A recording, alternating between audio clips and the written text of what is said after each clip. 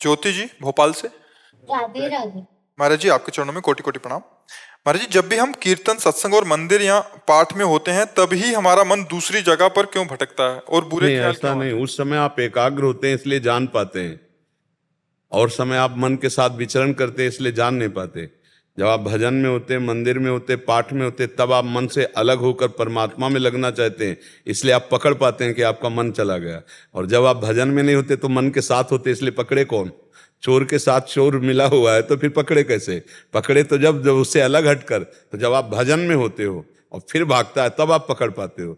जब आप पाठ में होते हो या भगवत चिंतन में होते हो फिर मन भागता है तब आप पकड़ पाते हो। भागता तो हर समय है, लेकिन जिस समय आप भजन में नहीं होते उस समय आप उसके साथ होते हो। ये विषयी पुरुष, ये जो धर्म विरुद्ध आचरण करें, उनको पता थोड़ी है कि हमारा मन हमारे साथ धोखेबाजी कर रहा है। वो तो मन जैसा कर रहा है वैसा कर रहे हैं, बड़े मौज का अनुभव करते हैं कि जैसा हम मन में आता है वो खाते हैं, वो पीते हैं, वो करते हैं। यार हम परम स्वतंत्र हैं, वो मन के तदात्म्य में है। और जब आप भजन में लगते हो तब उस मन से कूड़ा करकट निकलता है, तो गंदी गंदी बातें वो बाहर निकलती हैं। आपको लगता है इस समय मन गंदी गंदी बातें क्यों सोचता है? सोचता नहीं। जैसे झाड़ू लगती है, अब यहाँ गंदगी नहीं दिखाई दे रही, लेकिन अभी हटाया जाए और सोहनी लगाया जाए तो कूड़ा निकलेगा, पोछा लगाया जाए तो गंदा हो जाएगा कपड़ा। तो ये नाम जप है, ये जो अध्यात्म है, ये मन को निर्मल करता है। तो जब हम भजन में लगते हैं तो हमारे अंदर की मन की गंदगी निकलती है, और उस समय मन जब भागता है तो हम चूंकि एकाग्र हो रहे हैं तो हमारी पकड़ में आ जाता है। और जब हम विषयों में ही खेलते होते हैं तो मन को पकड़ नहीं पाते हैं। भजन करने से मन की गंदगी निकलती। तो जब हम भजन में बैठेंगे तो आप देखना उस समय वो गंदी बातें जो है वो निकल रही। तो साधक न जानने के कारण परेशान हो जाता है। हम उसको बिल्कुल आधुनिक शब्दों में समझाया कि जैसे हमें कोई मैसेज डिलीट करना है, तुम्हारे सामने आएगा ना, सामने ही तो आता है ना, तभी तो हम उसको डिलीट करते हैं। ऐसे ही हमारे मन में ये बहुत पुरानी चिप है, बहुत जन्मों के भरे हुए हैं, काम क्रोध लोभ मोह मद मत्सर। तो हो सकता है कि 1 करोड़ बार वही काम की वृत्ति की मैसेज आवे।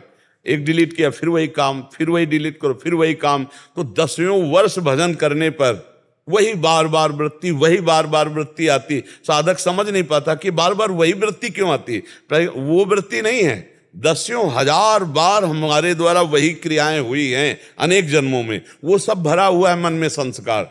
धीरे धीरे धीरे धीरे जब भजन करते करते शांत, जहां निर्मल मन हुआ तहां भगवान का साक्षात्कार हो जाता है। अभी तो बहुत कूड़ा करकट भरा हुआ है, बहुत भरा हुआ है। काम के, क्रोध के, लोभ के, मोह के, मद के, मत्सर के, न जाने कितने हमारी स्फुरणाएं, वासनाएं हैं, वो भजन के द्वारा धीरे धीरे शांत होती है, नष्ट होती है। तो उपासक विचलित ना हो, उस समय धैर्य पूर्वक लगा रहे कि अब ये नष्ट हो रहे हैं। और नाम जप में मन लगे न लगे तुम चिंता न करो। जैसे अग्नि को भाव से छुओ या गुस्सा हो के छुओ या कोई दूसरा छुआ दे या भूल से छू जाए, वो जला देगी, क्योंकि उसमें दाहिका शक्ति है। ऐसे ही भगवान के नाम में तारण शक्ति है, आनंद शक्ति है। चाहे भाव से जपो, चाहे, इसीलिए गोस्वामी जी ने लिखा है, भाव कुभाव अनख आलसहु नामो जपत मंगल दिशि दशहु। चाहे भाव से जपो चाहे कुभाव से जपो, वो आपके पापों का नाश करके आपको आनंद प्रदान करेगी। पर हमें बहुत काल तक, सातु दीर्घ काल निरंतर सत्कार सेवितो दृढ़ भूमि, हम दीर्घ काल तक सम्मान पूर्वक निरंतर नाम जपने का अभ्यास करें तो बहुत जल्दी आनंद की प्राप्ति हो जाए। मन जब तक इसमें गंदगी रहती तब तक चंचल रहता है, और जहां मन की ये वासनाएं हटी तो मन निर्मल और शांत हो जाता है। निर्मल और शांत मन ही भगवत साक्षात्कार करता है। निर्मल और शांत मन ही आनंद प्रकट करता है। अशांत और चंचल मन हमारे हृदय में दुख, चिंता, शोक, भय ये प्रकट करता है। इसलिए हमें धैर्यपूर्वक नाम जपना चाहिए। मन की भागा दौड़ मिट जाएगी। आप खूब जपिए, आप उसमें परेशान मत होइए। बिना आपके दस्तखत किए मन कुछ कर नहीं सकता। वो तभी करता है जब आप उससे मिल जाते हैं। आप मत मिलिए, वो गलत सलाह दे रहा, आप मत मिलिए, अपने आप को स्फुरना आएगी, शांत हो जाएगी, आपका बिगाड़ नहीं पाए। मन कह रहा है इनकी जेब से 100 रुपया निकालो, हम कहें नहीं, क्या कर पाएगा वो हमारे बिना। वो जब तक हम स्वीकृति नहीं देंगे तब तक शरीर कोई हलचल नहीं पैदा करेगा। बस इतना ही संभालना है। पर हम लोग मन को इतना प्यार करते हैं कि वो कहता है ऐसा, तो हम वैसे ही करने लगते हैं। ये जितनी जेल भरी है ना, ये सब मन की सलाह में ही भरी है। मन ने अनुमति दे दी और हम उसके सहयोग में हो गए, हमारी दुर्गति हो गई। और वही बन फिर जलाता है कि यार बहुत गलत हो गया। अगर न ये बात मानता तो आज जेल में ना होता, फिर वो रोता है। तो हमें लगता है पहले से सत्संग के द्वारा, शास्त्र स्वाध्याय के द्वारा हम अपने मन को कंट्रोल करना सीखें। अगर मन कंट्रोल हो गया तो सब बात बन गई। जितना दुख है इसी मन के द्वारा दिया हुआ है, जितनी गंदी बात है इसी मन के द्वारा फेंकी हुई है। हम इसी को सुधार लें। मन निर्मल, वैसे गांव की भाषा में कहते हैं मन चंगा तो कटौती में गंगा, नहीं कहते। अगर तुम्हारा मन पवित्र है तो कहीं जाने की जरूरत नहीं है, और मन अपवित्र है तो कहीं चले जाओ, वो सब जगह अपवित्रता ही फेंकेगा। इसलिए मन को पवित्र करने के लिए हम बार बार, इसलिए हमारे हर उत्तर में नाम जप जरूर होगा। आप नाम जप कीजिए, नाम जप कीजिए, क्योंकि नाम ही सर्व पापों का नाश करके आपको पवित्र करेगा। ये कलिकाल है, यहाँ दूसरा साधन नहीं होने वाला। होम, ध्यान, यज्ञ ये सब अब नहीं होने वाला। बहुत इस समय और किसी साधना से सिद्धि नहीं प्राप्त होगी, एकमात्र भगवान का नाम है। ये कलिकाल मलायतन मन कर देख विचार, श्री रघुनाथ नाम बिन नाहि नानाधार। एकमात्र भगवान का नाम जप करो, सब मंगल हो जाएगा। राजचुक जी इंदौर से। राधे राधे। राधे राधे महाराज जी। महाराज जी, सब्र और संतोष कैसे प्राप्त करें? जब तक भगवान का आश्रय नहीं होगा तब तक नहीं हो सकता। किसी व्यक्ति, वस्तु, स्थान के आश्रय से संतोष नहीं होता। अगर 100 की चाहत है, 100 मिल जाए तो 1000 की चाहत हो जाएगी। 1000 मिल जाए तो लाख की चाहत, लाख मिल जाए तो करोड़ की चाहत। रुपये से संतोष नहीं हो सकता। किसी व्यक्ति के भरोसे से धैर्य नहीं हो सकता, क्योंकि वो सीमित बल वाला, सीमित विचार वाला, सीमित देह वाला। हम आपको धैर्य और विश्वास दिला दे सान, असीम बल वाला, सर्वत्र व्याप्त, सर्वशक्तिमान। जब तक भगवान का आश्रय नहीं लिया जाता तब तक हमारा धैर्य और हमारा संतोष जागृत नहीं होता। भारी से भारी कष्ट में भी धैर्य रहता है, भगवान हमारे साथ हैं। भगवान है ना, संभाल देंगे, वो सब संभाल देंगे। हमारा दृढ़ विश्वास भगवान के चरणों में हो, भक्ति हो, तो धैर्य और संतोष आ जाए। हर परिस्थिति में संतोष रहेगा। कबहू कहो या रहनि रहोंगो, श्री रघुनाथ कृपालु कृपाते, साधु स्वभाव गहोंगो, जथा लाभ संतोष सदा, काहू सो कछु न चाहोंगो। आया ना, संतोष सदा। बिन संतोष न काम न साही, अछत काम सुख सपने नाही। ये संतोष धन तब आता है जब भगवान का भरोसा हो जाता है। सब धन धूरि समान, इनका कोई महत्व नहीं। जब आवे संतोष धन, ये सबसे बड़ा धन है। संतोष से ही कामनाओं का नाश होता है, और जिसकी कामनाएं शांत हो गई वही महापुरुष है, वही भगवान को प्राप्त कर लेता है, वही परमानंद को। यहाँ सब कामनाओं में परेशान है। देखो, कामनाओं का जाल बिछा हुआ, ये हो जाए, ये हो जाए, ये हो जाए। और जब संतोष आएगा, शांति आ जाएगी। ये भगवान से आएगी, किसी व्यक्ति, वस्तु, स्थान से नहीं आती। चाहे जितना बड़ा पद हो, उसे संतोष नहीं, उसे शांति नहीं। वो तुम्हारे सामने दिखाई देगा बहुत सुखी है, लेकिन जब हम लोगों से मिलते हैं तब पता चलता है।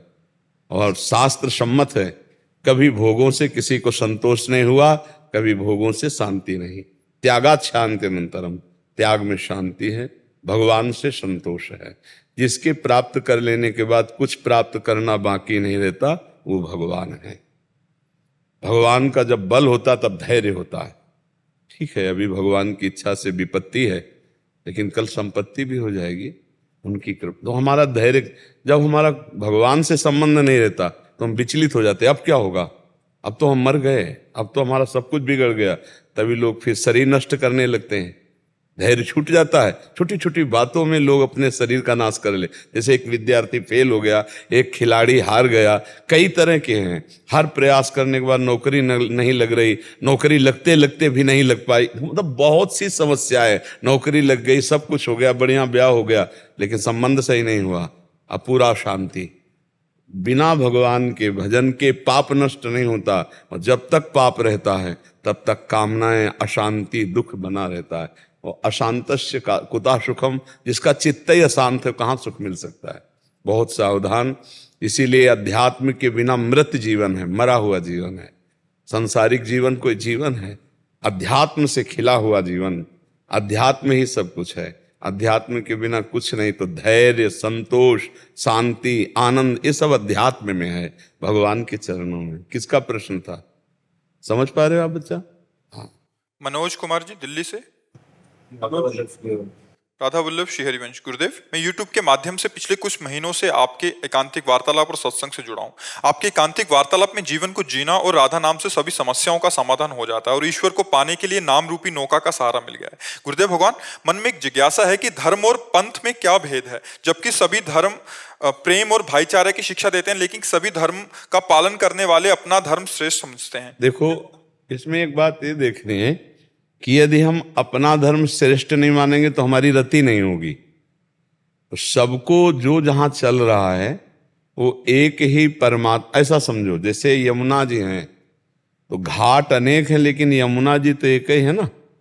ऐसे पंथ अलग हैं, धर्म अलग हैं, लेकिन वो तत्व जैसे परमात्मा कहते हैं, ईश्वर कहते हैं, भगवान कहते हैं, जो जो अपने भाषा में बोले। कोई अंग्रेजी में उसे गॉड कहता है, कोई उर्दू में उसे पुकारता है, कोई हिंदी में पुकारता है, लेकिन वो एक ही तत्व है। उसके मिलने के मार्ग अलग अलग हैं। अच्छा, अपना मार्ग अपने लिए श्रेष्ठ होना ही चाहिए। अगर नहीं होगा तो रति नहीं होगी, हमारी आसक्ति नहीं होगी। लेकिन हम अपने मार्ग को बड़ा करके दूसरे के मार्ग की निंदा करना, वो सच्चा परमार्थिक नहीं, वो अज्ञानी है। हमारे लिए हमारा मार्ग श्रेष्ठ है, आपके लिए आपका मार्ग श्रेष्ठ है, आपके लिए आपका मार्ग श्रेष्ठ है, क्योंकि सब उसी श्रेष्ठ की ही तरफ तो जा रहे हैं ना, उसी श्रेष्ठ की ही उपासना तो कर रहे हैं ना। लेकिन हमारे लिए हमारा मार्ग श्रेष्ठ है। अगर हम अपना मार्ग श्रेष्ठ नहीं समझेंगे तो हमारी रति नहीं होगी, हमारी आसक्ति नहीं होगी। और भगवान ने भी कहा, स्वधर्मो निधनो श्रेया पर धर्मो भयावहा। हमारे लिए हमारा धर्म जो छोटा कहा जाए तो भी हमारे लिए महान है, दूसरे का बड़ा धर्म जो कहा जाए वो हमारे लिए भय देने वाला है। हमें अपने धर्म में स्थित रहना है, अपने मार्ग में स्थित रहना है, पर किसी की निंदा नहीं करनी। अगर निंदा करते हैं तो आप अपने ही इष्ट की निंदा करते हैं, क्योंकि वो दूसरा तो है नहीं, वो वही है। उसके मार्ग चलने के अलग हैं, लेकिन जहां गोता लगाएंगे वो यमुना जी एक ही है, वो आनंद सिंधु भगवान एक ही है। चाहे उसे अंग्रेजी में गॉड पुकारो, उर्दू में पुकारो, हिंदी में पुकारो, वो परमात्मा। जो ये नहीं जानता वो अज्ञानी है। जो अपने धर्म को श्रेष्ठ मान करके दूसरे धर्म की निंदा करता है वो कोई धर्मात्मा नहीं, वो अज्ञानी है। जो लड़ाई झगड़ा करता है, अपना धर्म अपने लिए श्रेष्ठ है, उसका धर्म उसके लिए श्रेष्ठ है, और क्योंकि सब श्रेष्ठ की उपासना कर रहे हैं, वही परमात्मा है, दूसरा कोई है नहीं। ये बात जिसको सच्चा ज्ञान नहीं है वो लड़ाई झगड़ा करता है। कोई सगुण निर्गुण का झगड़ा, कोई देवी देवता का झगड़ा, कोई भगवानों का झगड़ा, कोई अलग अलग धर्मों का झगड़ा। धर्म झगड़े के लिए है क्या? झगड़ा मिटाने के लिए है। कोई भी वो धर्म नहीं है जिसमें सौहार्द ना हो, शांति ना हो, एकता ना हो। वो धर्म किस बात का? ये तो सब अधर्म ही है जिसे हम धर्म मानते हैं, वो अधर्म। कौन सा धर्म ऐसा झगड़ा सिखाता है? हमें बतावे, कौन सा धर्म ऐसा जो लड़ाई सिखाता है? अरे धर्म तो सिखाता है नीच पुरुषों को भी गले लगाना, घोर पापियों को भी महात्मा बना देना। धर्म तो ये शिक्षा देता है कि अगर तुम्हारे को कोई गाली दे रहा है तुम मुस्कुरा कर उसे क्षमा कर दो, तुम्हारा कोई अहित कर रहा है तुम उसका मंगल करो। ये धर्म का स्वरूप है। यहाँ तो धर्म के नाम पर लड़ाई झगड़ा, मारपीट और न जाने क्या क्या होता है। तो ये वो धर्म की बात नहीं। हाँ, जैसे हमारे इष्ट के विषय में आप न्यून बोले, चाहे जिस धर्म के हो, तो हम गरज कर अपने इष्ट को प्रमाणित करेंगे कि इष्ट ही सर्वोपरि है। लघु नहीं बोल सकते।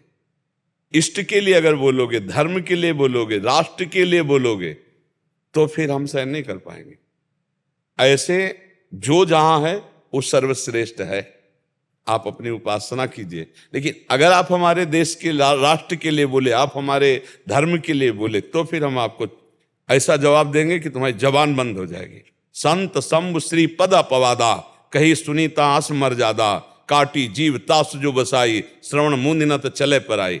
हमारे धर्म के प्रति, हमारे गुरु के प्रति, हमारे इष्ट के प्रति, हमारे राष्ट्र के प्रति अगर बात आएगी ना, तो सब एक तरफ। फिर उस समय आक्रोश आप देखोगे, उस समय फिर आप बल देखोगे।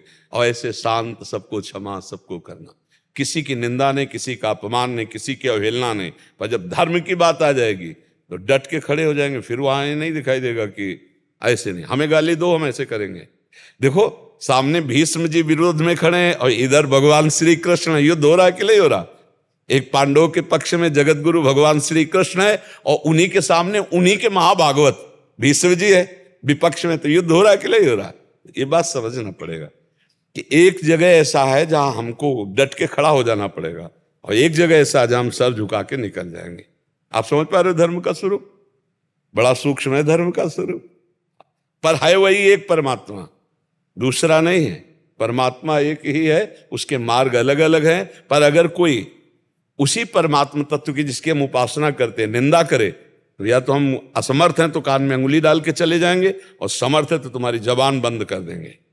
तप बल से, बुद्धि बल से, ज्ञान बल से या शरीर बल से, किसी भी बल का प्रयोग करके तुमको हम दबाएंगे। ये धर्म का स्वरूप है। काटी जीव तासु जो बसाई श्रवण मुनि, काटने का मतलब उसकी जबान को रोक देना।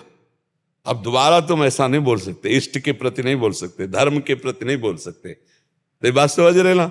इसे झगड़ा नहीं कहते। अपने इष्ट के विषय में नहीं, अपनी निंदा सुन जाए। जैसे अपनी निंदा में कोई बोले, हमारे सामने कोई बोले कि आपको ऐसा बोल रहा है, ऐसा उसकी मस्ती है, जवान स्वतंत्र है, गाली दे कोई। हम बोले किशोरी जी के विषय में बोल रहा है ऐसा, गुरुदेव के विषय में बोल रहा है, वृंदावन के विषय में, राष्ट्र के, फिर उसकी जवान का उत्तर ऐसा कि सामने फिर तो बैठ ही नहीं सकता, फिर बोल ही नहीं सकता। जितना बल भगवान, दीपक अपनी जगह प्रकाश करेगा, हाइलोजन अपनी जगह, सूर्य अपनी जगह, जितना भगवान ने प्रकाश दिया उतने प्रकाश से उसके अज्ञान अंधकार का नाश करेंगे। समझ पा रहे आप? अमन वर्मा जी हिसार से। श्री राधे गुरुदेव आपके चरणों में कोटि कोटि प्रणाम। गुरुदेव, मैं जैसे को तैसा वाली बातों में विश्वास रखता था पहले, जो लोग जैसा आचरण करते थे। तुणीर में हर तरह के बाण होते हैं, अग्नि बाण होता है, तो फिर वरुणास्त्र भी होता है, फिर वायुवास्त्र भी होता है, पर्वतास्त्र भी होता है, तो वज्रास्त्र भी होता है, हर बाण होता है। ये नहीं कि ऐसा नहीं होना चाहिए, जैसे को तैसा संस्कृत में कहते सठे साठ्यम समाचरित, ये भी एक बाण है तुणीर में। हर जगह यही काम नहीं करता है, हर जगह काम नहीं करता है, कहीं कहीं उस बाण का भी प्रयोग किया जाता है। बड़े बड़े संत उसका प्रयोग करते हैं। जब देखा गया कि साम से, प्रलोभन से, हाथ जोड़ने से काम नहीं चल रहा, तो फिर दंड का प्रयोग किया गया। नीति है ना, साम दाम दंड भेद।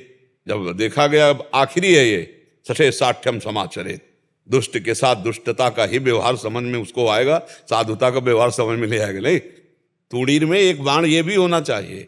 वो ऐसा नहीं कि व्यवहार में बहुत सावधानी की जरूरत है। अब जैसे कोई किसी को छेड़ रहा है, भाई साहब आप ऐसा गंदा, तो आपके गाल में तमाचा मारेगा आके। जो उसको पता है ना कि पहला थप्पड़ ऐसा पड़ा कि उसको तमार आ गया, फिर वो नहीं झाकेगा, फिर वो समझ जाएगा। तो ये भी होना चाहिए। ऐसा नहीं है कि जैसे को तैसा वाली बात एकदम गलत है, नहीं, सहनशील बनो, लेकिन जहां आवश्यकता है एक सीमा तक, फिर इसके बाद फिर जैसे भगवान शिशुपाल को बोले थे 100 तक बोले थे ला 100 गालियां दे दो, 100 तक चुप रहेंगे, इसके बाद आगे फिर सुदर्शन चक्र के द्वारा गर्दन उतार ली। तो एक सीमा है, इसके बाद कोई बढ़ता है तो हमारा कानून है, हमारी धर्म व्यवस्था है, उसके अनुसार भी बर्ताव करना चाहिए।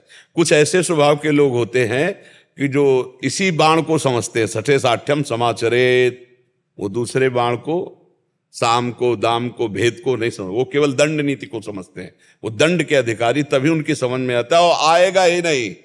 पैर छू ले आप, हाथ जोड़ ले आप, कुछ देने की बात कह लो, दाम दे करके, शाम विनय नीति के द्वारा, भेद उसको किसी तरह समझाकर, वो केवल दंड से सुधरने वाले जीव होते हैं। तो जो दंड से सुधरने, उनको ज्यादा चांस नहीं दिया जाता, 1 और 2 और तीसरे में फिर दंड का विधान कर दे। तो हमारी भारतीय कानून व्यवस्था स्वयं दंड ना दे करके भारतीय कानून व्यवस्था को समर्पित कर दे। अगर स्वयं दंड देगा तो स्वयं अपराधी बन जाएगा। तो दुष्ट के साथ व्यवहार फिर साधुता का नहीं चल पाएगा, क्योंकि गृहस्थी में और संसार में चलना है तो एकदम जान जाए ना आदमी तो आपको परेशान कर देगा। और उसको ये पता हो कि इस व्यक्ति को छेड़ने का मतलब ततैया को छत्ते पे ईंट मारना, वो कभी नहीं छेड़ेगा। 3 दिन विनय करते हुए भगवान श्री राम को हो गए, समुद्र को आ जाना चाहिए था। स्वयं भगवान उपवास करके विनय कर रहे, जब नहीं माना, लक्ष्मण बाण सरासन अनु शोषो वारिद विशिक्र शानु लाव अग्नि बाण, कनक थार भरी मन आ गए, विविध प्रकार के रत्नों से भरी थाल लेकर विप्र रूप मतलब महाराज 3 दिन से उपवास बैठे थे, तब तुम्हारी समझ में नहीं आया? अग्निबाण से तुम्हारी समझ में आ गया?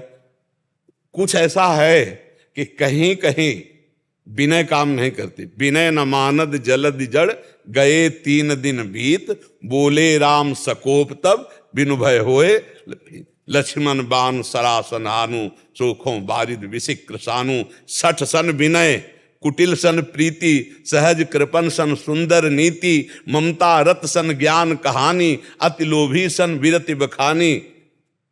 इनसे व्यर्थ जाएगा, इनको चाहे जितनी चर्चा करो समझ में नहीं आएगा। तो इसलिए हम आपकी उस बात का अनादर नहीं करते कि जैसे को तैसा, पर अगर स्वयं आप करेंगे तो आप हमारे कानून में अपराधी साबित हो जाएंगे। ऐसे लोगों के लिए हमारा कानून व्यवस्था है, उसको कानून को समर्पित करना चाहिए। जो दुष्टता का व्यवहार करे, क्षमा से इनकी दुष्टता बढ़ती है और दंड से इनकी दुष्टता पर रोक लगती है। अगर तुम्हारे साथ दुष्टता कर रहा, तुमने दंड का प्रयोग कर दिया तो कई बच जाएंगे। उनको अगर कानून की सुरक्षा में दे दिया तो कई बच जाएंगे। अगर तुम क्षमा कर दिए तो दसियों से ऐसी दुष्टता करेगा। तो इसलिए कहीं ना कहीं ये 6ठे समाचरित सूत्र लिखा गया है, तो ऐसे गलत नहीं लिखा गया जी।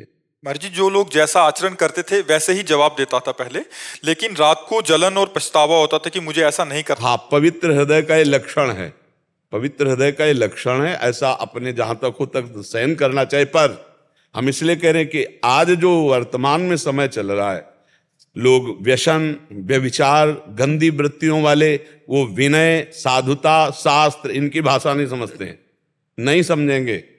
उनको भाषा वही समझ में आती है जो जैसा स्वरूप हो उसके अनुसार। हाँ, जहाँ जरूरत है इसकी तो इसकी भी जरूरत है, और जहाँ जरूरत है नजर टेढ़ी करने की वहाँ नजर टेढ़ी करने की जरूरत है।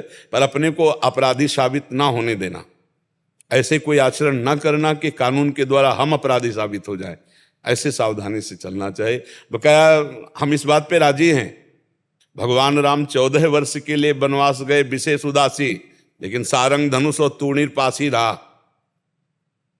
आप विचार करके देखो, आदेश था 14 वर्ष के लिए विशेष उदासी स्वरूप, तपस्वी स्वरूप, पास ही रहा। भगवान परशुराम जी निरंतर तपस्या में रत रहे, लेकिन भगवान शंकर जी से प्रदत्त फरसा पास ही रखा।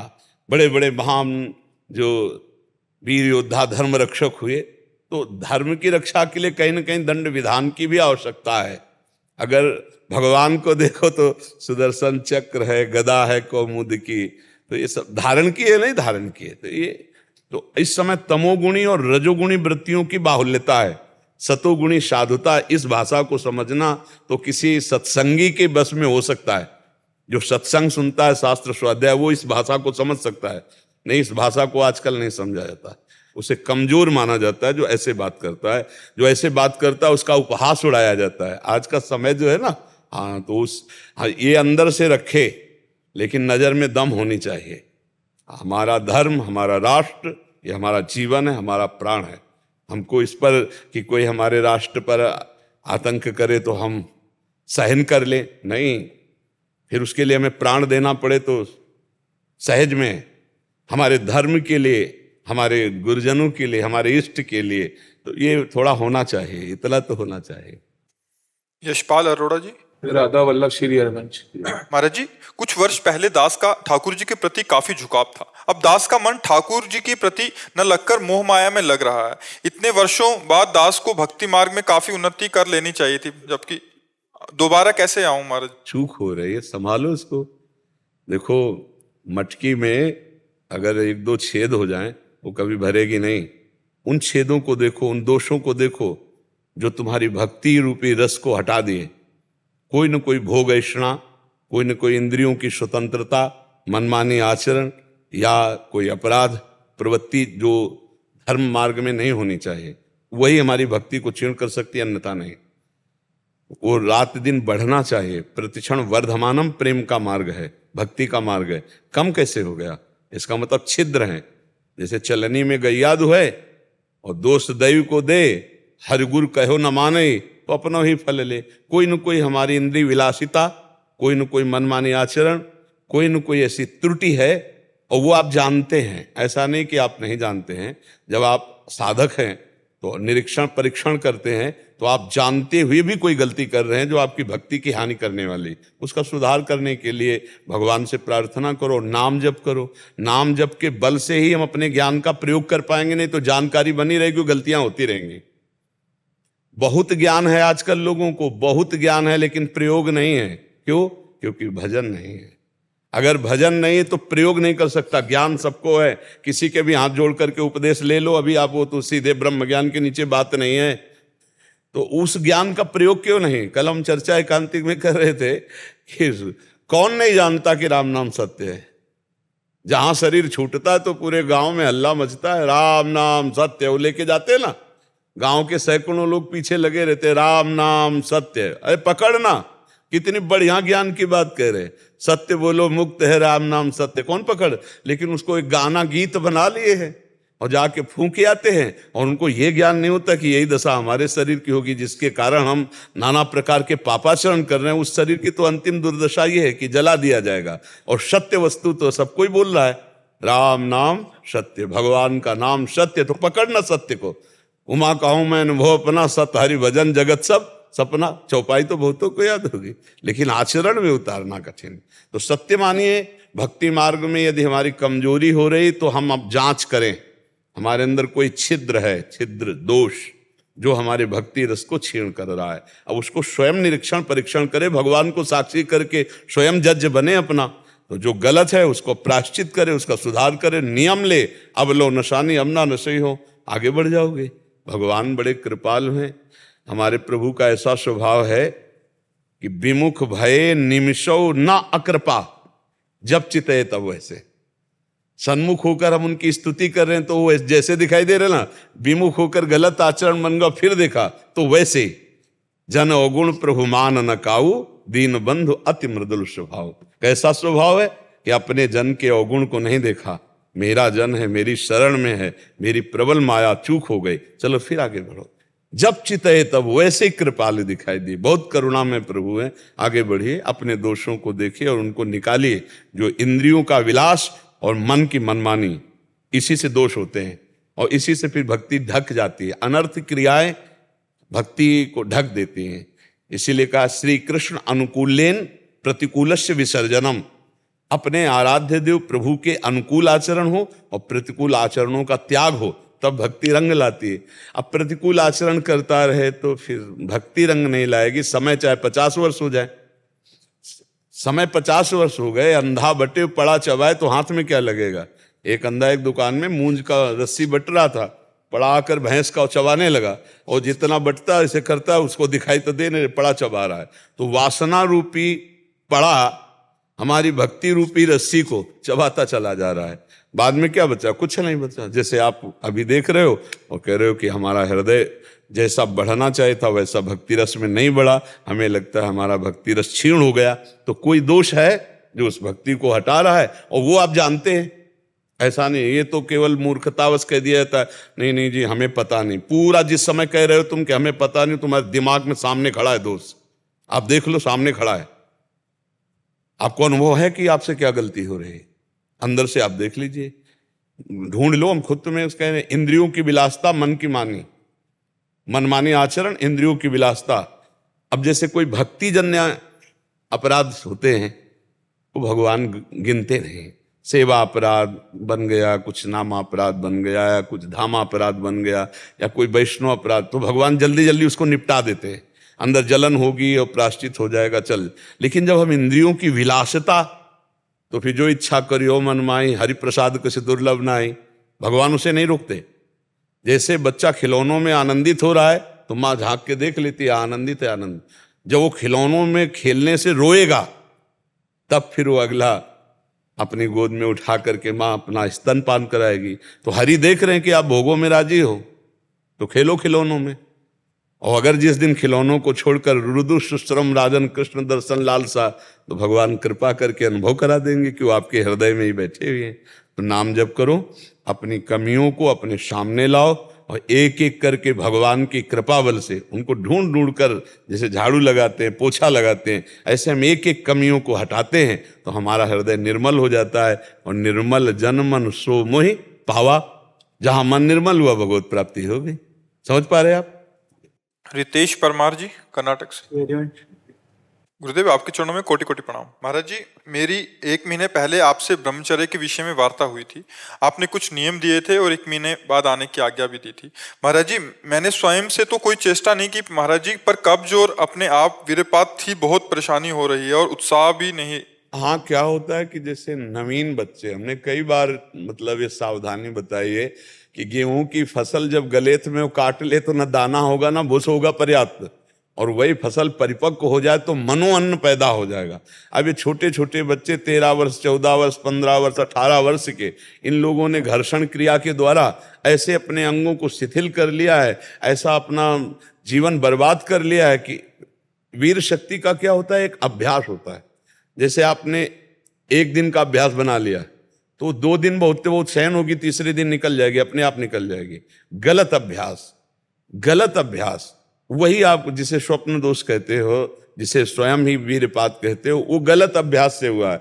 आपकी नस नाड़ियां इतनी दुर्बल हो गई, कुछ क्षमता नहीं रख रही वीर शक्ति को रोकने की। तो हमें लगता है कि हम अगर कोई गलती ना करें और वर्ष 1.5 वर्ष इंतजार करें, दंड बैठक मारें, 2-3 किलोमीटर दौड़ लगाएं, जैसा हमने बताया, खान पान शुद्ध रखें, तो वो धीरे धीरे धीरे अंतराय बढ़ता जाएगा। आप देखना, अंतराय बढ़ता चला है, जैसे कि 2 दिन में, फिर 4 दिन में, फिर 6 दिन में, फिर ऐसे 40 दिन में धीरे धीरे अंतराय बढ़ता, फिर ऐसा होता है कि ठीक हो जाता है। अगर कोई हरकत गलत ना करे तो ठीक हो जाता है, ये पक्का ठीक हो जाएगा, आप उसके विषय में चिंता न करें। पर ये अभ्यास अभी आपको लंबे समय तक झेलना पड़ेगा, क्योंकि आपने छोटी अवस्था में गलत आचरणों के द्वारा वीरपात आदि दोष जो किए, जिससे घर्षण क्रिया आदि है, तो उससे नस नाड़ियां शिथिल हो जाती है। और आज हमारी समाज में ये तो बिल्कुल बहुत ही गंदगी फैल रही है। ये तो मतलब आप लोग सत्संग सुनकर सावधान हो गए, नहीं तो नष्ट हो जाओगे।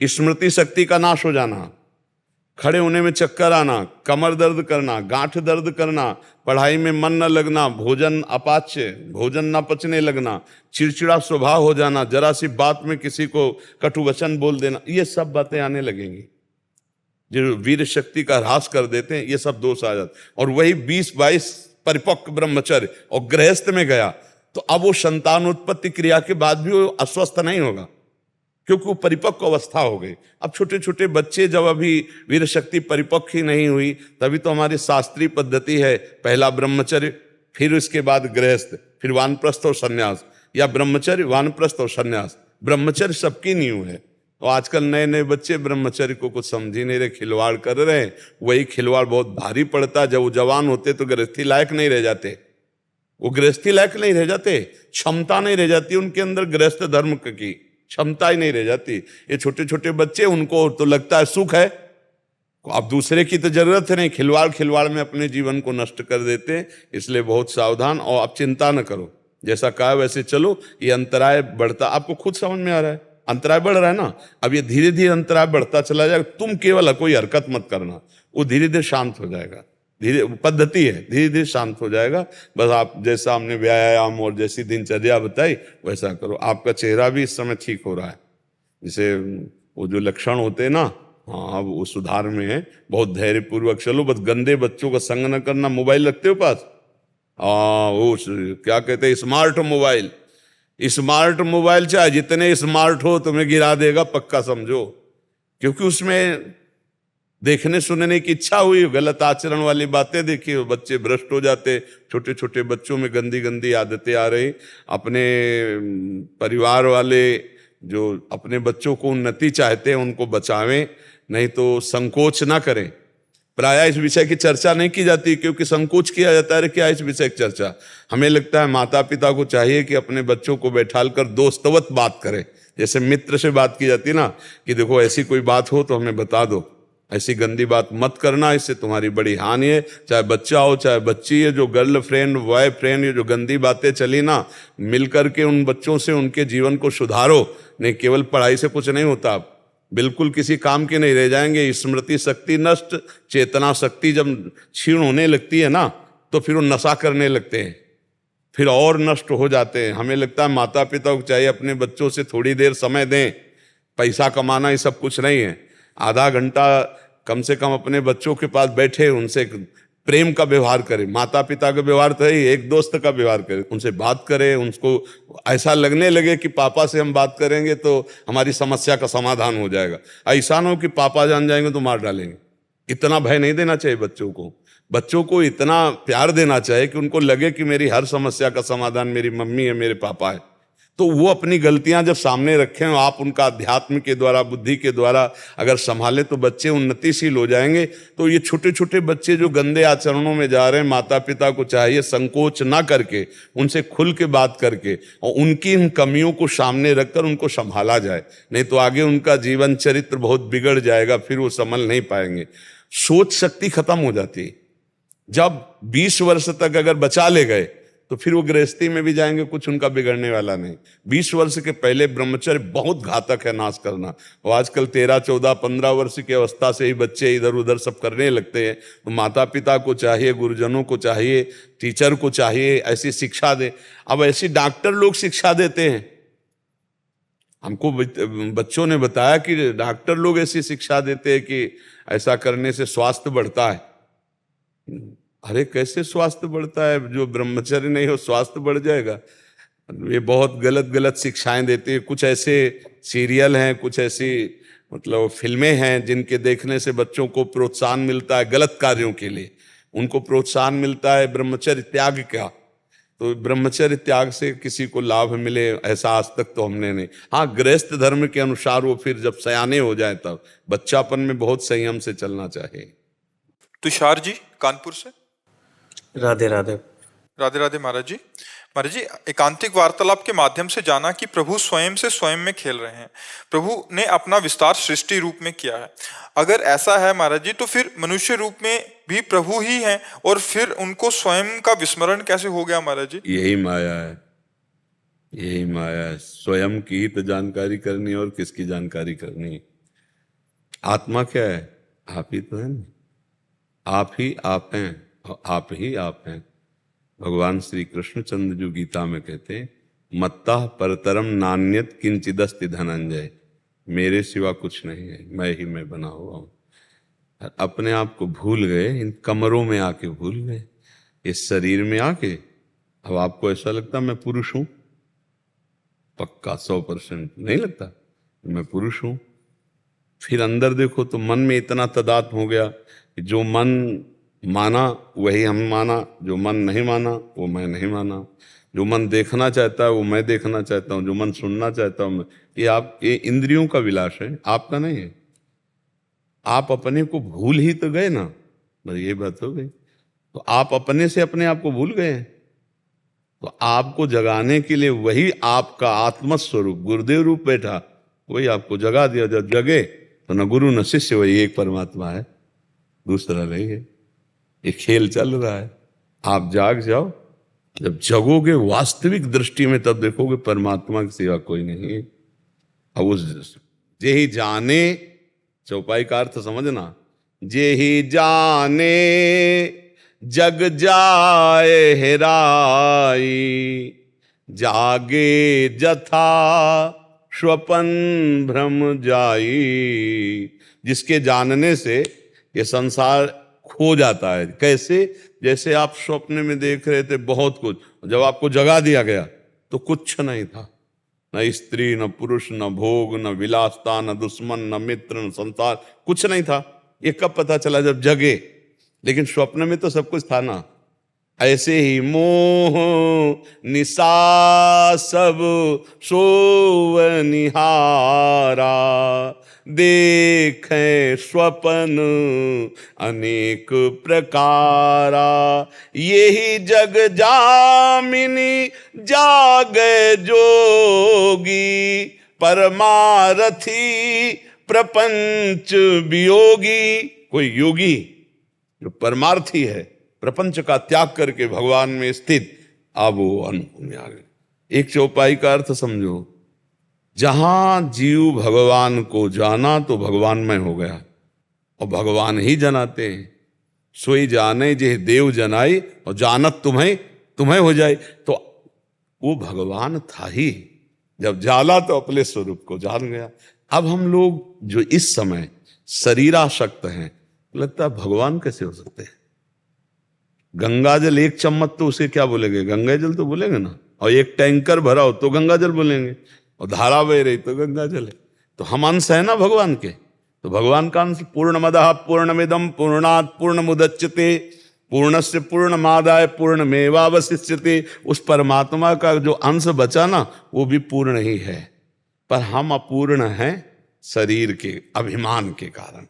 माया के बंधन में बंध गए हम ही, अपनी द्वारा माया। जैसे वो देखा है, मकड़ी अपने मुंह से ही पूरा जाला रचती है, उसी में फंस जाती है।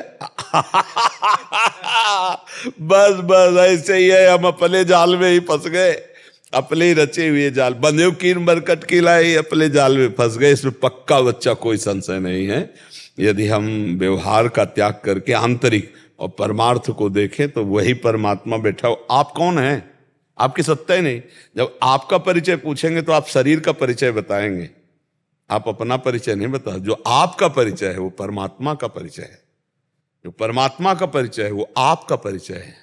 आप जो परिचय दे रहे हो वो प्रकृति का दे रहे हो। ये प्रकृति के द्वारा रचा शरीर है, और ये जहाँ जन्मा वहां की बात कहोगे, आप अपना नाम बताओगे, आप अपनी हाइट ऊंचाई फिर सब, ये जितना है सब प्रकृति का परिचय दे रहे हो, परमात्मा का परिचय नहीं। आप में जो बिजली है, पावर है, वो परमात्मा है। ये बात समझना होगा। ये पहली बार प्रभु जी जब सृष्टि बनी महाराज जी, तो उसके बाद कैसे ये विस्मरण, कैसे याद तो रहा होगा जब आप स्वप्न में कोई रचना देखते हैं क्या कि कहां से शुरुआत हुई है?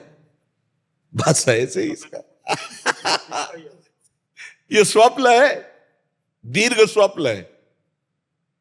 आज तक कहीं तारीख लिखी हो किसी भी पुराण में, ग्रंथ में, सन संवत्सर, कि भगवान ने अमुक तारीख को, अमुक संवत्सर को, अमुक दिन को सृष्टि रची थी। जब सृष्टि रचना की बात आती है तो अनादि शब्द आ जाता है, और जब सृष्टि की बात आती है तो अनंत शब्द आ जाता है। अनादि और अनंत, कोई अंत नहीं पाया, कोई अंत नहीं पाया इस माया का। शुरुआत जैसे आप स्वप्न में क्या शुरुआत थी, तो आप केवल विचरण कर रहे हैं, कोई शुरुआत, और आपके सिवा स्वप्न में कुछ नहीं था। आप ही बाजार बने थे, आप ही स्त्री बने थे, आप ही पुरुष बने थे, आप ही मरने वाले बने थे, आप ही मारने वाले बने थे, आप ही समुद्र बन गए, आप ही डूबने वाले बन गए। जब जगे तब पता चला कि कुछ था क्या? कुछ नहीं था। आप तो आराम से एसी रूम में सो रहे थे, शरीर तो आपका एसी रूम में पड़ा था, लेकिन सब बिल्कुल ऐसे बच्चा है। अनादि अनंत भगवान की माया है। एक भ्रम है। जैसे एक कई तरह के शीशे के महल में हो, शीशे के कई तरह होते ना, एक आपको बड़ा चौड़ा मुंह दिखा देगा, एक छोटा दिखा देगा, एक टेढ़ा दिखा देगा, कई शीशे होते ना। अब ऐसे शीशे से बना भवन हो तो आप अपने को ही देखकर भ्रमित हो जाएंगे कि इतने रूप के आदमी इसमें विराजमान है, और जबकि वो सब रूप आपके ही है। ऐसे ही माया का आकर्षण ऐसा है कि एक ही परमात्मा अनेक रूपों में भास रहा है। ये अनेक रूप है नहीं, वो एक ही है, एक ही पंचभूत है सबके। और देखो माया का खेल देखो, अगर किसी की आंख यहां होती तो अलग अलग पहचाना जाता कि उसके माथे पे सबका एक ही ढांचा है, और सब अलग अलग पहचाने जाते हैं। सबकी अलग, मतलब उसकी जादूगरी देखो। किसकी? माया की। कितनी बड़ी जादूगरी। उसी माया में हम भूल गए। जब जगे तो माया का अर्थ जानते हो, जो नहीं है। मां माने नहीं, या माने जो नहीं है। या रहस्य रघुनाथ कर बेग न जाने कोई, और जो जाने रघुपति कृपा तो सपने मोह। अपने लोग फंस गए। अब इसे छूटने के लिए संगोष्ठी बुलाई जा रही है। अध्यात्म और नाम जप, संत समागम, यही साधन है जिनके द्वारा हम इस माया से, अब कम से कम इतना तो पता चलने लगा। भले हम शरीर राग नहीं छोड़ पाए, लेकिन कहीं ना कहीं दिमाग में तो आ ही रहा है कि यार मैं शरीर तो नहीं हूं। आ रहा है ना, तो जागने की शुरुआत होने लगी। अब जगने लो। जिस दिन जग गए उस दिन आपकी दृष्टि में संसार नहीं होगा, वही परम तत्व परमात्मा केवल दिखाई देगा। जैसे heater, fridge, halogen, zero power का बल्ब, इन सबको देखने के बाद आपकी महानता कारण पर रहेगी कि बिजली तो सब में एक ही है। यंत्र के प्रभाव से कहीं ठंडा, कहीं गर्म, कहीं प्रकाश, कहीं छोटा, कहीं बड़ा, लेकिन बिजली तो एक ही है। क्या जीरो पावर में बिजली नहीं है? क्या जीरो वाट वाले में बिजली नहीं? हाइलोजन में भी वही, बड़ी बड़ी फैक्ट्रियों में बिजली तो वही है। यंत्र के अनुसार उसका प्रयोग अलग अलग है। ऐसे ही चींटी में भी वही परमात्मा है, हाथी में वही परमात्मा है, विद्वान में भी वही परमात्मा है, मूर्ख में भी वही परमात्मा। तो जो कारण तत्व परमात्मा को देखने लगते हैं उनके हृदय से सृष्टि का महत्व चला जाता है, और जो सृष्टि को देखता है उसके हृदय से परमात्मा का महत्व नहीं रहता। अब देखो अपनी दृष्टि में सृष्टि है, स्त्री पुरुष जड़ चैतन्य अच्छा बुरा, तो परमात्मा का महत्व नहीं। और जिसकी दृष्टि में परमात्मा है तो फिर इसका बात तो लेगा। तो एक म्यान में दो तलवार नहीं रहती कहते हैं। तो बस हमारे दिमाग में अभी सृष्टि है, प्रकृति है, माया है, परमात्मा नहीं बैठा। और जब परमात्मा बैठ जाएगा तो माया प्रकृति संसार नहीं रह जाएगा। देखो गोस्वामी जी ने देखा जड़ चेतन जग जीव जत सकल राम में जान, सबको भगवान देखा, सब में राम जी बैठे, यही देखा, जड़ में चैतन्य में सब में, जहां देखा वहां अपने सिया राम को देखा। सिया राम में सब जग जानी, सबको पूरा। हम कहाँ देख रहे हैं? हम स्त्री देख रहे हैं, पुरुष देख रहे हैं, दुष्ट देख रहे हैं, अच्छा देख रहे हैं, बुरा देख रहे हैं, तो हम परमात्मा नहीं देख पा रहे हैं। और जो परमात्मा देख लिया उसकी दृष्टि में सृष्टि नहीं रह जाती। ये बात है। अभी आगे बढ़ो, भजन करो प्रभु का, और वो शुद्ध ज्ञान दे देंगे तो आप भी प्रभु में हो, ये अनुभव में आ जाएगा।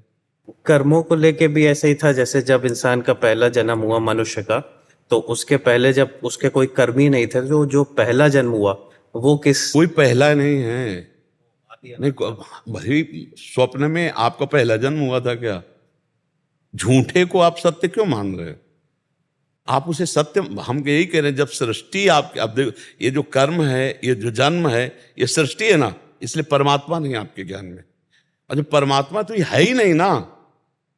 स्वप्न में कुछ था क्या? कुछ नहीं था, तो उसकी चर्चा नहीं है, उसकी सत्ता ही नहीं है।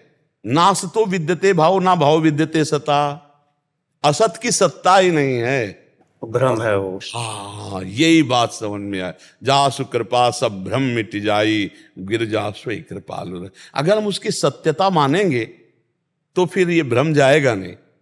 स्वप्न में प्रारंभ, मध्य और अंत तीनों झूठे थे। क्या प्रारंभ था, क्या मध्य था, क्या अंत था, उसकी सत्ता ही नहीं है। नासतो विद्यते भाव, उसकी सत्ता ही नहीं है, असत की सत्ता ही नहीं है। और हम सारा विद्वता, सारा जोर इसी की सत्ता पे लगा देते हैं। जो है नहीं उस पर हम क्यों रहे?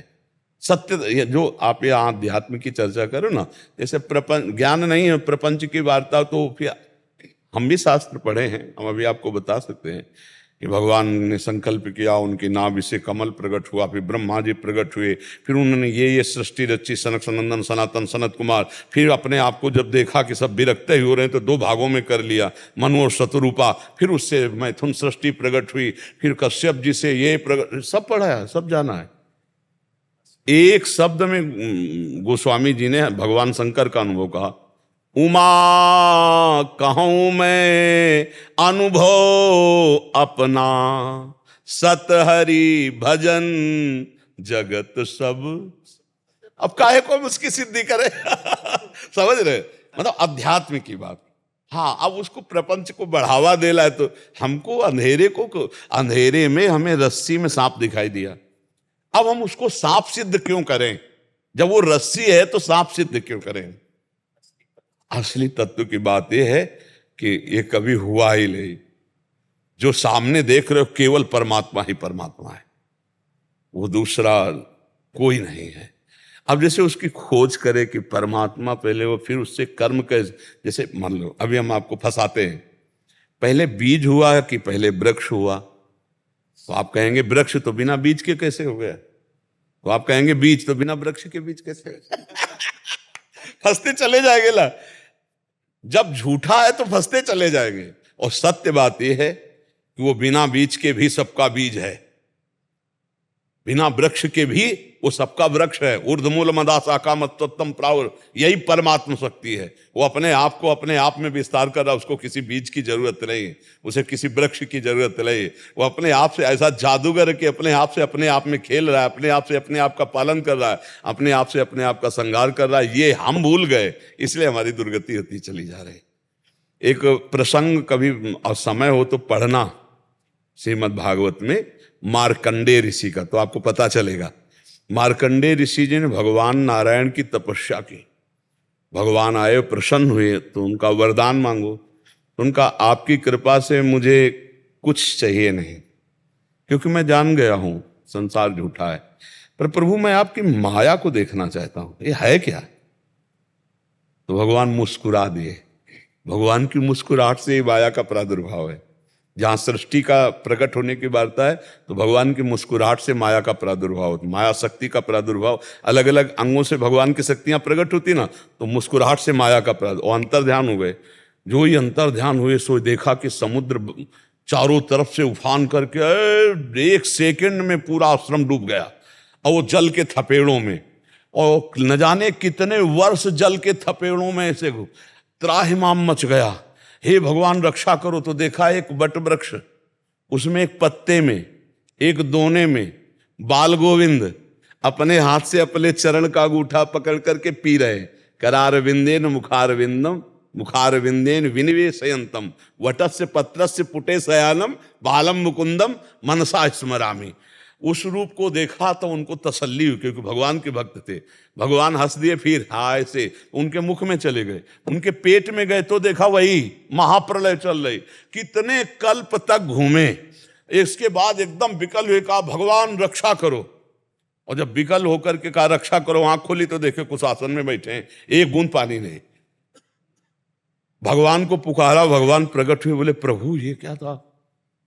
पानी तो एक बूंद नहीं, हम महाप्रलय के जल में। बोले यही मेरी माया है। बोले प्रभु कभी जिंदगी में मत दिखाना हमारी हालत खराब माया का। और एक बात, एक दिन सुदामा जी दोस्त ही है ना, गले में हाथ डाले समुद्र स्नान के लिए गए। सुदामा जी ने कहा कन्हैया हमारी माया बड़ी विचित्र, क्या है यार माया, हमको माया दिखाओ। बोले चलो पहले समुद्र स्नान कर लेते। फिर जो इस समुद्र में डुबकी मारी, तो सुदामा जी एक राज्य में पहुंच गए। वहां देखा तो स्वयंवर हो रहा था, जबरदस्ती सुदामा जी का ब्याह हो गया, बड़ी सुंदर राजकुमारी, अब इतना वैभव सब, कई लड़का बच्चा हो गए। इसके बाद वो रानी मर गई, और वहां का नियम था कि सती तो वहां था कि पति को पत्नी के साथ जलाया जाता है। अब सुदामा जी को बांध लिया गया कि अब सती जैसे होती है ऐसे पति को जलाया जाएगा। अब वो चिल्लाए, हे द्वारिकाधीश कृष्ण मेरी रक्षा करो। भगवान ने ऐसे उठाया, बोले बड़ी लंबी डुबकी मार गए। बोले प्रभु यह ब्याह हो गया, लड़का बच्चा हो गए सब। बोले ये प्रभु, बोले यही तो बात कुछ नहीं, पूरा नगर हो गया, विवाह हो गया, लड़का बच्चा हो गए, और सब कहानी बन गई। और कुछ नहीं, केवल डुबकी मारे थे, कुछ नहीं, केवल आसन में बैठे थे, महाप्रलय का दर्शन कर लिया। मार्कंडेय ऋषि ने पढ़ के देख लिया, कुछ नहीं भाई, यही खेल, यही बात समझ। न हम न तुम, दफ्तर गुम, हम न तुम, कुछ नहीं है, ये स्वप्न चल रहा है। और जब जगोगे तो तुम ही तुम होगे, हम नहीं होंगे। हम भी तुम हैं और तुम भी हम हो। बस ये रात से। अब चूंकि बच्चा बहुत अच्छा प्रश्न किए, इसलिए खोल करके तुम्हें कुछ नहीं है। अब उसी को 3 प्रकार से हम जानना चाहते हैं, ज्ञान योग के द्वारा, अष्टांग योग के द्वारा, भक्ति योग के द्वारा। तो फिर उसकी अलग अलग पद्धतियां हैं, लेकिन जब जानकारी पक्की होगी तो एक ही होगी। जैसे ज्ञानी जानता है तो सर्वम खलमिदम ब्रह्म, और भक्त जानता है तो वासुदेवासुरमिति, मेरा इष्ट ही सब कुछ है। और ऐसे योगी देखता है तो सर्वत्र परमात्मा ही है। यही अनुभव सबको आखिरी में यही अनुभव होता है कि एक ही है, एको ब्रह्म द्वितीयो नास्ति। ये सबको अनुभव होता है। भक्त को अनुभव होता है ब्रह्म नहीं, माया नहीं, नहीं जीव नहीं काल, अपनी सुदिना रहे एक रहे हो। एक ही पे आकर के, तो एक ही था, एक ही है, एक ही रहेगा। ये स्वप्न है, दीर्घ स्वप्न है। अगर इसको जान जाए तो फिर सब कुछ बात बन गई। जानने के लिए हमें मानवदेह मिला, संत समागम मिला है, बहुत अच्छा है। हम इसलिए प्रसन्न है कि नवयुवक होकर आप अध्यात्म दर्शन की तरफ बढ़ रहे हो। भगवान बुद्धि शुद्ध करें और आगे बढ़ो, इसका लाभ लो। मनुष्य जीवन का लाभ यही, नहीं तो नवीन अवस्था में विषयों में लोग भ्रमित होकर अपने जीवन को नष्ट कर देते हैं। राधा राधा राधा राधा राधा राधा राधा राधा राधा राधा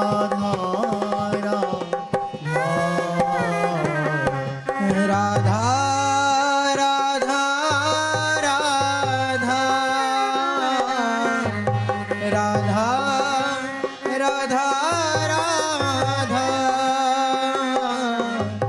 राधा राधा राधा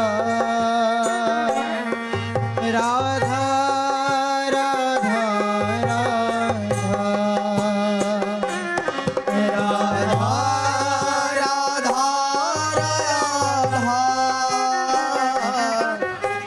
राधा राधा राधा राधा राधा राधा राधा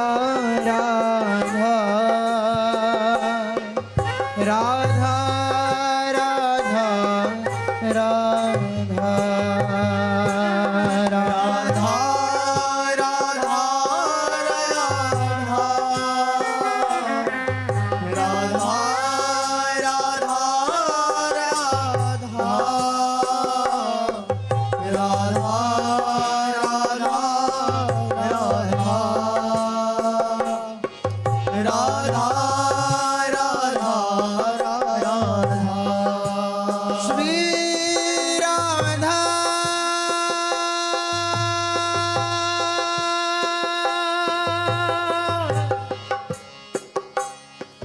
राधा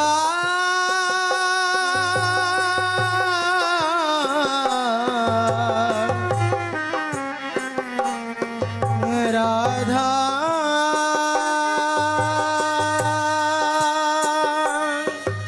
राधा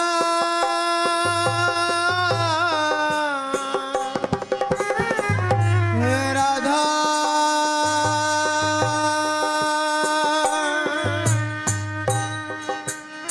श्री राधा राधा